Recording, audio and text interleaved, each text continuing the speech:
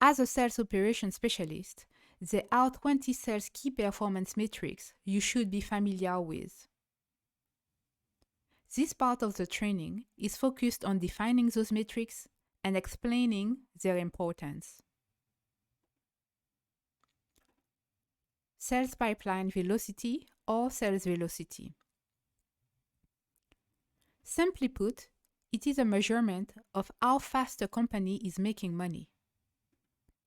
It looks at how quickly leads are moving through the sales pipeline and how much money is generated from new customers over a given period of time. Sales velocity plays a significant role in a business ability to scale and grow. The less time it takes for prospects to move through the sales pipeline, the faster the sales team can close more deals. A higher sales velocity means you are bringing in more revenue in less time.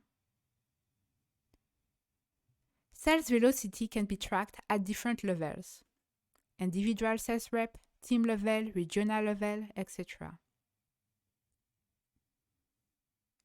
It allows to compare sales effectiveness between salespeople, between sales teams, and between regions. Most importantly, understanding sales velocity trend over time can help forecast more accurately.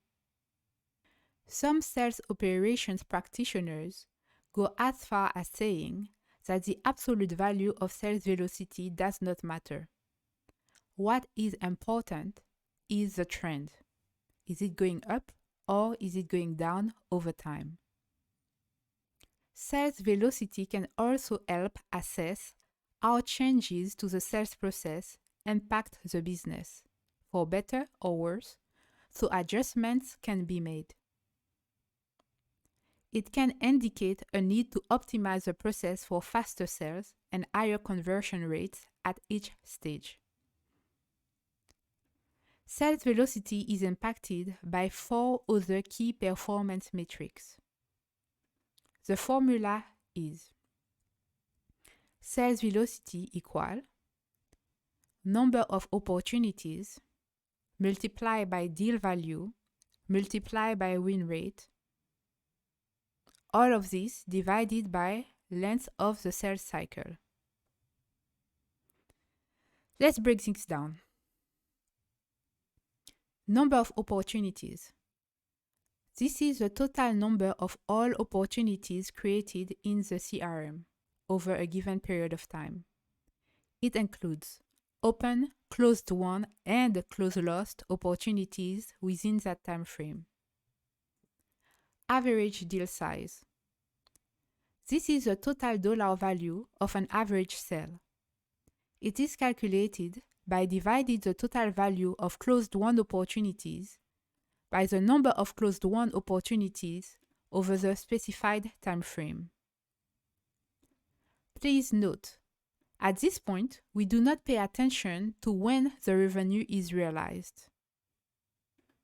However, for SaaS companies or subscription-based products, using average customer lifetime value instead of average deal size might be more relevant. Win rate. The sales win rate is the number of closed-won opportunities divided by the total number of closed opportunities. Closed-won, by that we mean the number of prospects that became customer or the number of sales. Total number of closed opportunities here include both closed-won and closed-lost deals. The win rate should not be confused with the close rate that we will discuss later.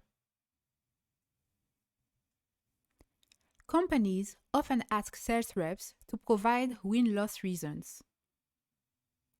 This allows them to understand and learn from the feedback how the win rate can be improved so that in future the sales team can convert a higher percentage of prospects into customers. In the CRM, it is also important to capture win-loss criteria or categories such as features. The features of the product or service did not meet the requirements of the prospect. Price.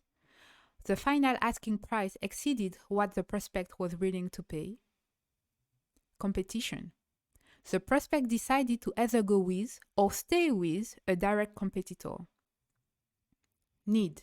The perceived value of the product or service was not apparent to the prospect, and thus they felt no need to close. Timing. The prospect was interested, but was either unable, for example for budget reason, or unwilling to close at this time. Average sales cycle length. The average sales cycle length shows how long it takes on average for a prospect to move through the sales pipeline and to convert into a customer. Depending on the industry and type of services and products, this metric can be expressed in days, weeks, or even months. In the theorem, it is calculated by averaging the duration of closed-won opportunities within a specified time frame. The duration of a given opportunity is its opportunity close date minus the opportunity created date. Okay, so let us go back to the sales velocity formula. As you can see, calculating sales velocity requires to take a good look at the pipeline in a given time period. To make sure you can apply the formula correctly, we will do an example. Let us say that a business has 75 opportunities, an average win rate of 20%, an average deal size of 25,000, and a sales cycle that typically lasts 60 days. Take some time, write it down, and try to use the formula to calculate sales velocity. Feel free to pause the video as we will proceed with the result. Here is how you could use the formula to determine sales velocity.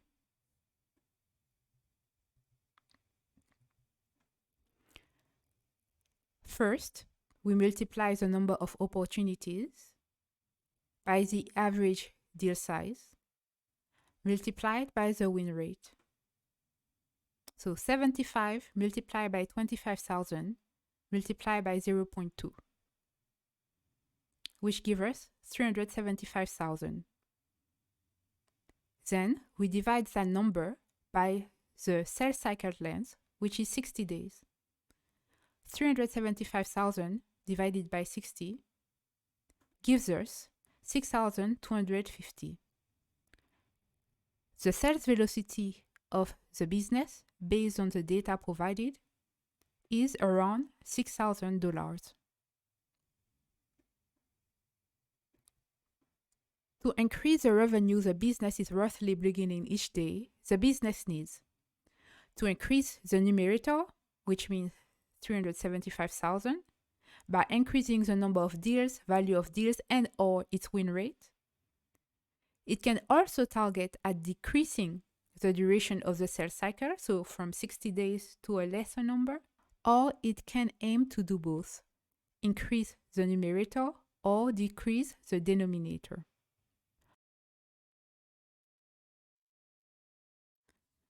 Another important sales metric is the close rate.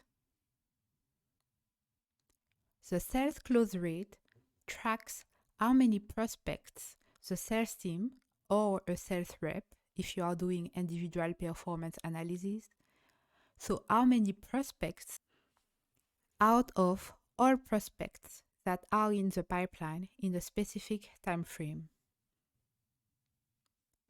It is calculated by dividing the number of closed-won opportunities by the total number of created opportunities in the same time period. For example, a salesperson closed 10 deals out of 50 leads they had been working on. The close rate or close ratio in this case is 10 divided by 50 multiplied by 100, which is 20%.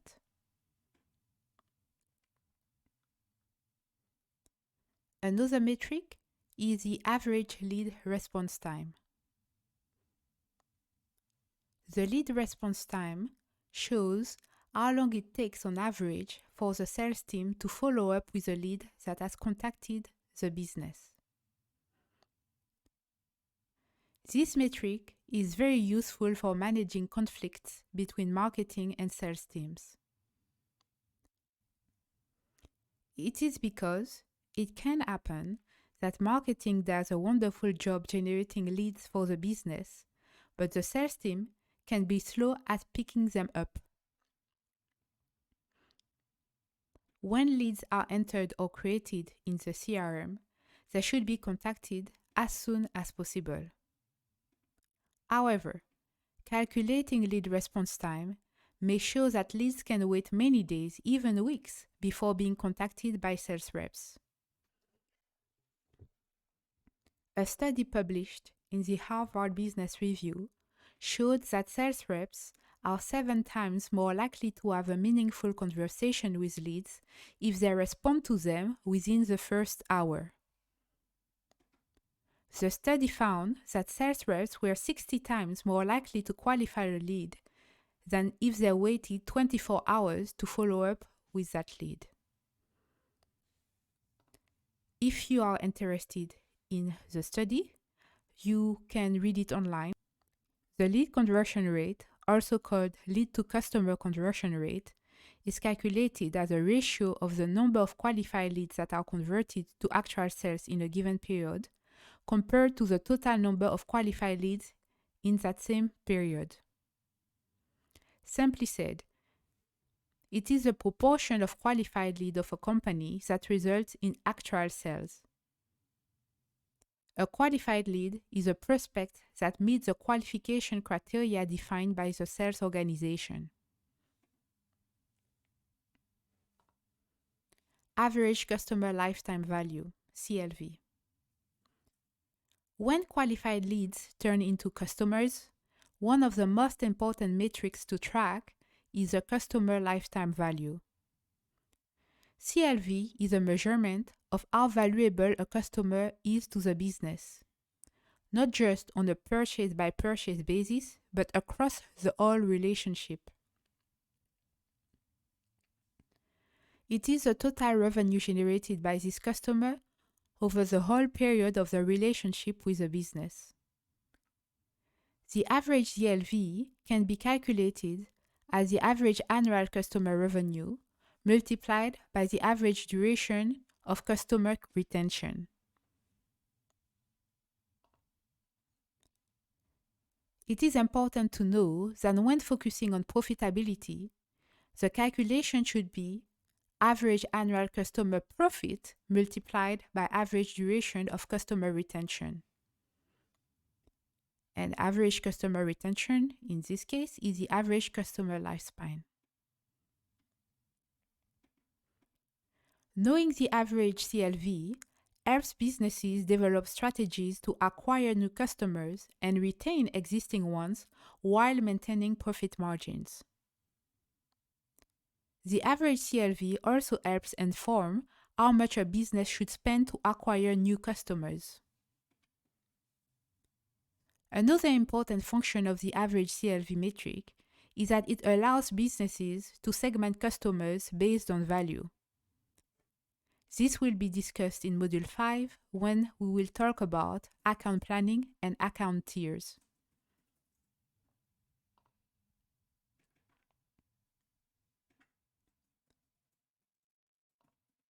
Customer acquisition cost.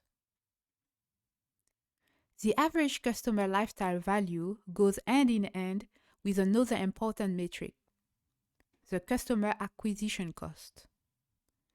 In some organizations, this metric is sometimes referred to as CPA, cost per acquisition, or sales cost to sales volume ratio. All of those are answering the same question. How much does it cost the business to acquire new customers? The customer acquisition cost is the money invested in attracting a new customer, including advertising, marketing, special offers, and so on. The CLV only really makes sense if you also take the customer acquisition cost into account. The formula for customer acquisition cost is as follows: sales expense plus marketing expense divided by total number of new customers. So, sales and marketing expenses are the advertising, marketing spend, commission, bonus paid. It includes salaries of the marketers. It includes all other overhead costs related to sales and marketing activities during the measurement period. The number of new customers is the total number of acquired customers over the measurement period. Customer retention rate. A high customer retention rate is an integral component of business success. It is often less costly to retain and grow existing customers than to acquire new business. Customer retention rate gives us a good proxy to evaluate the level of customer satisfaction and customer success. While this metric is usually driven by account management and customer success teams, it is not unusual in some industries for sellers to have part of their compensation linked to customer retention and account growth, in addition to being compensated for new business. Customer retention is impacted by how many new customers are acquired and how many existing customers churn. Churn meaning cancellation of their subscription, not returning to buy, or closing a contract. The customer retention rate formula is number of new customers at the end of the period minus number of new customers acquired during that period divided by the number of customers at the start of the period multiplied by 100. Let us do an example together. First, we need to define a period of time. Let's say we are now in July and we want to calculate the retention rate for the first half of the year from January to June. Using the data on the left, let us apply the formula. So, total number of customers on the 30th of June minus total number of new customers acquired between the 1st of January and the 30th of June divided by the total number of customers on the 1st of January multiplied by 100 as per formula above. So, 50 plus 4 plus 6 minus 3 gives us the number of customers at the end of the period, so by the 30th of June, minus the number of customers acquired during that period. So how many customers did we acquire? So 4 new customers in Q1 plus 6 customers in Q2, so this is 10, so minus 10, divided by the number of customers at the start of January, which is 50. We then multiply the result by 100, which gives us 94%. The retention rate is 94%.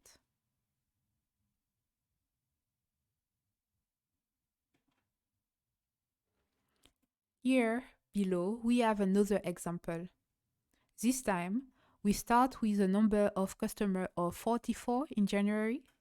We gain 12 new customers in Q1, but we also lost 13 customers in Q1. Feel free to pause the video to calculate, as we will proceed with the result. When applying the formula, we have number of customers at the end of the period, 44, plus the number of new customers minus the number of churned customers. This gives us the number of customers at the end of the period. To this number, we should subtract the number of customers acquired during the period, which is 12, divided by the number of customers at the start of the period, which is 44. We then take the result and multiply it by 100, which gives us 70%. Customer renewal rate. Customer renewal rate is similar to the customer retention rate metric, as it is a measure of how good a company is at extending its relationship with an existing customer. It is a useful metric to use for SaaS or businesses that sell products or services on a subscription model basis. Customer renewal rate is calculated by dividing customers renewed at the end of the subscription against the number of customers that may have renewed. This is expressed as a percentage. 100% customer renewal rate means that each and every customer who could renew actually renewed. Of course, this metric cannot be greater than 100%.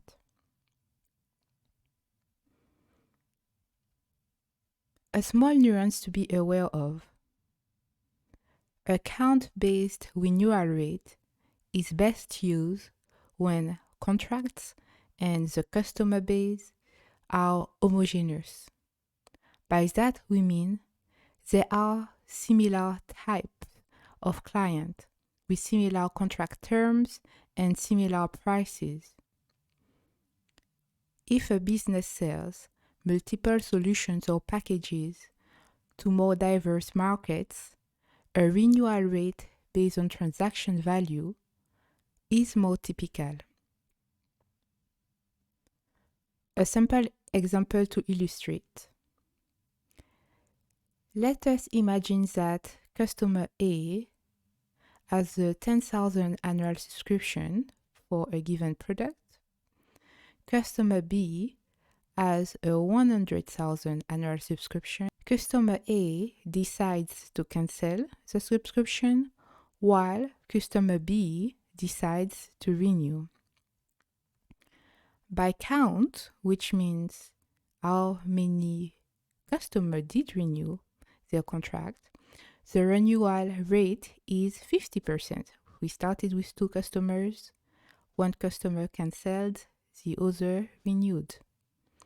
However, by value, the renewal rate is actually 91%. It is because the value of the contract or annual subscription cancelled is less lower, so 10,000 from customer A, than the value of the annual subscription that has been renewed, 100,000 by customer B. Depending on the organization, what product and or services are sold, you may want to carefully consider how to calculate customer renewal rate. Is it more appropriate to evaluate by count? Is it more appropriate to evaluate by value, or both?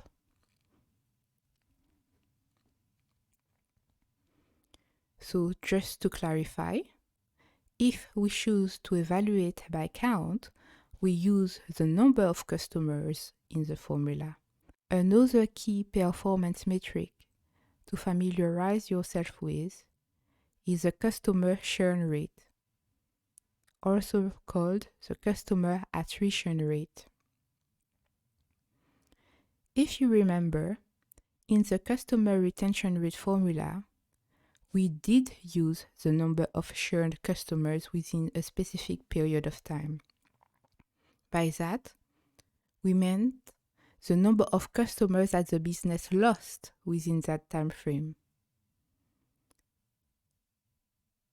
The metric used to track the rate at which customers stop doing business with a company over a given period of time is the churn rate. The formula is customers at start of period minus number of customers at the end of the period divided by number of customers at start of period, and all of this multiplied by 100 so we can get the final percentage.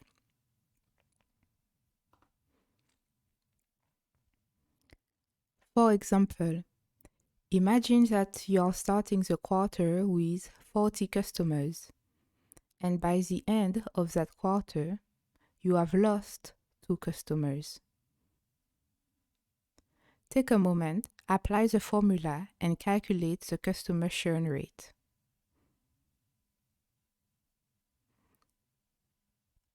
It is pretty straightforward. As per formula above, we start with the number of customers at the beginning of the period, which is 40, minus the number of customers at the end of the period. So we started with 40, we lost 2 customers, so we end up the period with 38 customers in total, divided by number of customers at the beginning of the period, multiplied by 100. The result is 5%. The customer churn rate of that quarter is 5%. As we said earlier, it is easier and cheaper for businesses to keep customers they already have versus acquiring new ones. So understanding why customer churn is an important step in improving customer experience and customer success.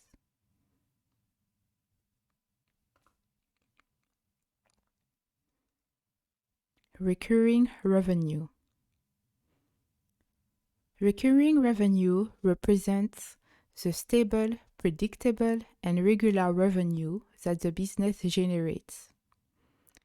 This is in contrast to one-off sales that only generate revenue at a unique given point in time. With recurring revenue, the business knows that certain sales are guaranteed at specific intervals. SaaS and other subscription-based businesses often use ARR, annual recurring revenue, and MRR, monthly recurring revenue, as key performance indicators.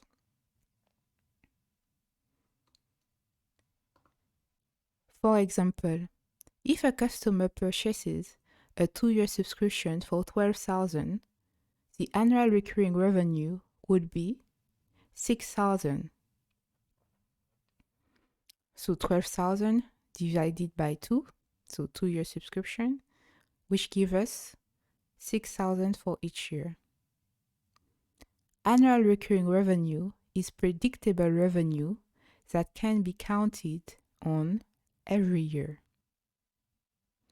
To calculate annual recurring revenue, and in the same fashion calculate monthly recurring revenue, you should divide the total contract value by the number of years, so the duration in years of the contract.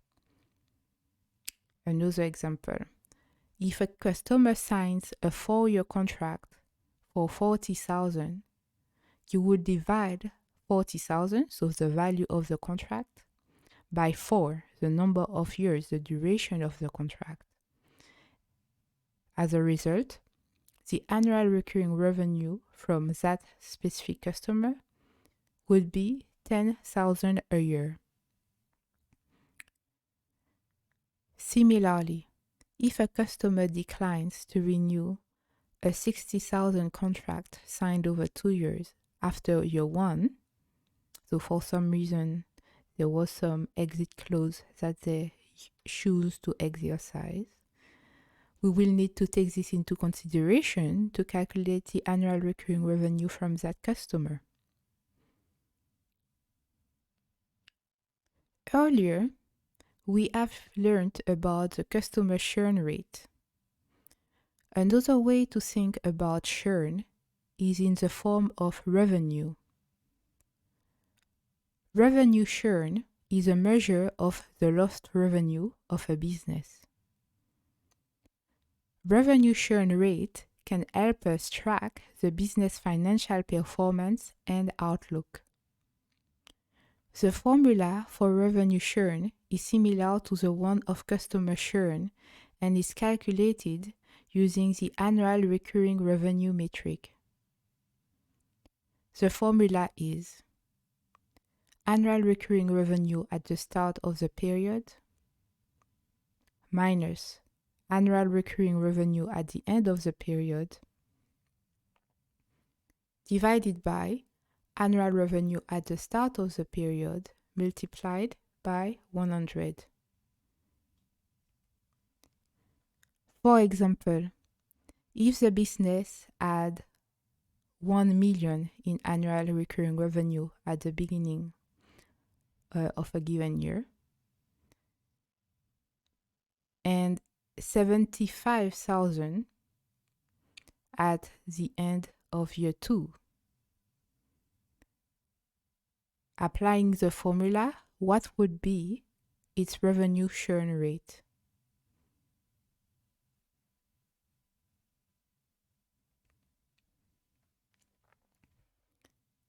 Based on the formula, we would do 1 million minus 750,000 divided by 1 million, and we would multiply by 100, which gives us a churn rate, a revenue churn rate of 25%.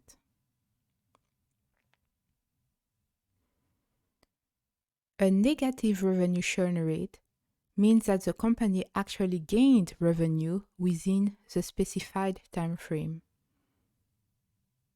So we increased the annual recurring revenue from last year, for example.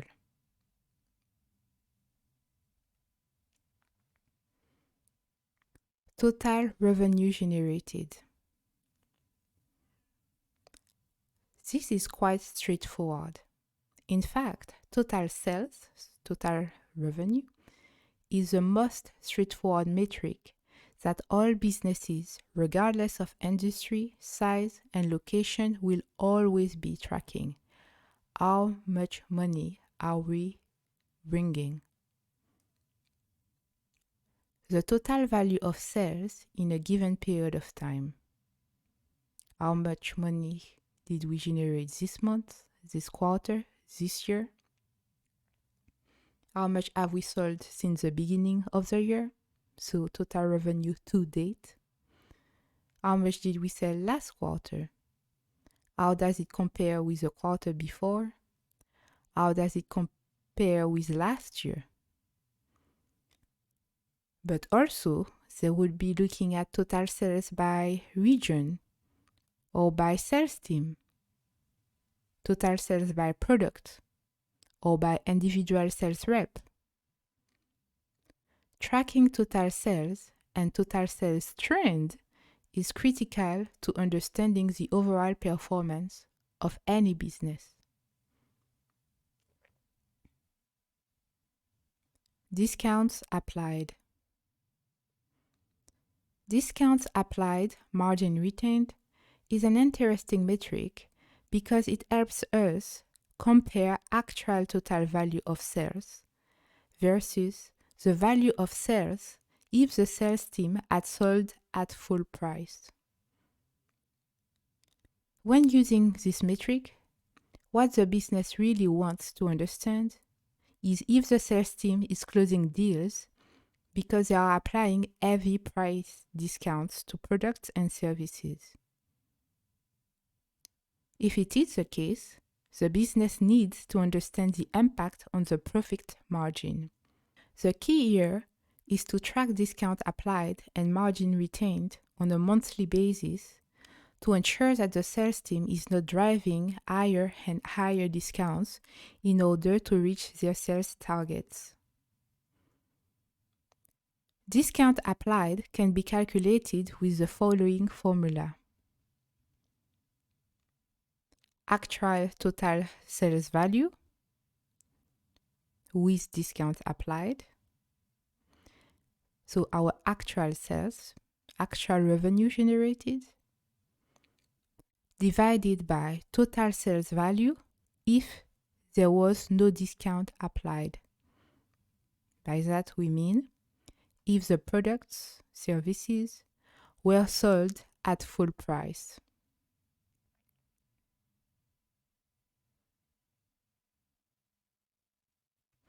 The last three metrics are all related to sales activities. Total number of sales activities. So sales activities include any activity that the sales team has to undertake in order to close deals. Calls, emails sent to prospect, follow-up conversations, social media interactions if they do social selling, meetings, demo, sales presentations, proposals sent, etc. Activity sales metrics are leading indicators. In other words, they can help predict if we will achieve or tend towards our ultimate goals. They help us predict the ultimate results. In many organizations, salespeople are assigned activity quota. For example, they have a target number calls or demos or prospecting activities that they should be doing in a given time frame. For this reason, total number of sales activities is an important sales metric to track at both individual and team levels. Number of activities by type. As we said earlier, there are different types of sales activities, and it is important to track number of activities by type.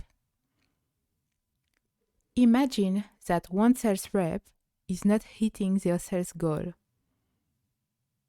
By looking into their sales activities by type, we could find out that while they are sending a lot of emails, they may not be having enough phone calls with prospects, or they may not be doing enough product demos.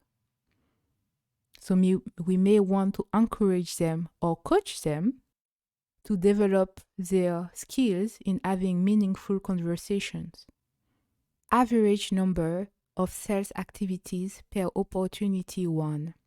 Average number of sales activities per opportunity 1 measures the average number of activities a sales rep needs to undertake in order to close a deal. To measure sales activity per opportunity 1, you should divide the total number of opportunity activities logged by the number of opportunities closed 1. For example, if a salesperson logged 500 opportunity activities under 15 opportunities closed 1, then the average number of sales activities per opportunity 1 is 500 divided by 15, which is 33. This means that it takes on average 33 sales activities for this sales rep to successfully close a deal. This is the reason why one of the key responsibilities of sales operation specialists is to ensure that sales activities are properly entered into the sales system. For example, Salesforce. While the formula that we have presented is using number of activities logged within opportunities, it is not unusual for sales people to enter their activities also under account. Ideally, you would want one given activity to be linked to the opportunities. Opportunities will be linked to accounts. Activities can also be linked, in addition to opportunities, to contacts. So it allows us to look at activities by contact, by account, and by opportunities, while being able to understand their impact on pipeline and revenue generated. So I will repeat that. It is good practice to encourage the sales team to enter activities at opportunity level. Opportunities themselves are linked to accounts. A given activity or opportunity activity can also and should be linked to a contact. Moving on. Word of caution when using averages. When calculating any average-based metric, you should make sure that you familiarize yourself with the sales dataset first. It is not unusual to have outliers. An outlier is a sales data point that differs significantly from the rest of the data. For example, when calculating average deal size, so average value of all opportunities closed won within a given month, you need to understand if there was a large deal that the sales team may have been working for months that just landed in that specific month. So, a sales unit closed 4 deals in March. As you can see, deal 1 is worth $15,000, deal 2 $60,000, deal 3 $12,000, deal 4 $17,000. If you were to calculate the average deal size, you would add the value of all deals divided by the number of deals. The average deal size closed in March would be $26,000.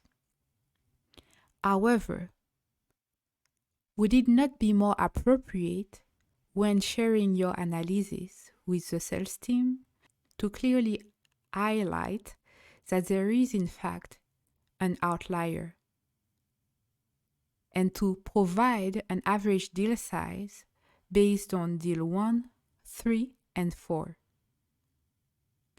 So 15,000 plus 12,000 plus 17,000. So the average deal size would be around 14,600. It is valuable to calculate and provide those two figures in your analysis. However, it is essential to highlight that deal 2 is significantly larger than the otherwise average deal size in that month. Sales analysis is all about interpreting data, using the knowledge of the business, of the industry, of the specific team that you are supporting, in order to provide valuable insights that drive decision-making and planning process.